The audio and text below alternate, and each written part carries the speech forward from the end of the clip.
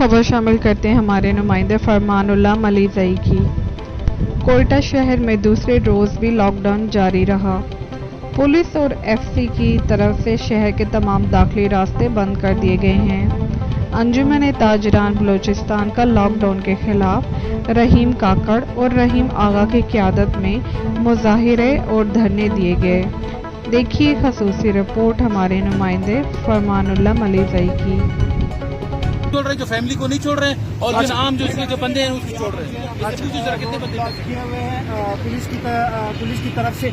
Police वाले जो है ना यहाँ पर हम लोगों ने नाका लगाया हुआ है और यहाँ पर कोरोना सर यहाँ पर जो रूट ब्लॉक किया हुआ है जो एफसी और पुलिस की तरफ से, तो आप लोग क्या कहते हैं इसके बारे में?